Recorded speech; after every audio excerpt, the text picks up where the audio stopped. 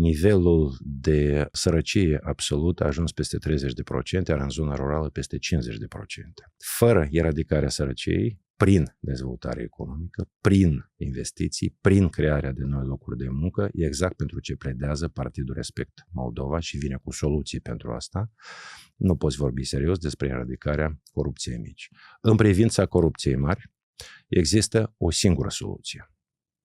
Instituțiile care au menirea să combată acest fenomen, ele trebuie să fie lăsate să-și facă lucru fără interferință politică.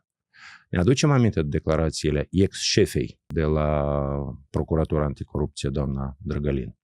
Da. Era chemată cu liste, cu tot, cine trebuie să fie, cine nu trebuie să fie. Ne aducem aminte de toate discuțiile care au avut loc recent în privința eliberării ucigașilor care au primit detenție pe viață. Amnistia celor din pușcărie. Da. Și informațiile care au fost din nou public discutate cu sume de milioane de euro care cel mai probabil au fost plătite.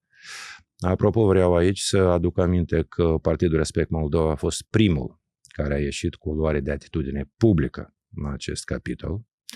Am solicitat să fie instituită o comisie de anchetă parlamentară care să examineze și să pună pe masă pentru tot publicul din Republica Moldova de ce s-a întâmplat, cine a stat în spatele unor asemenea scheme de corupție la nivel înalt.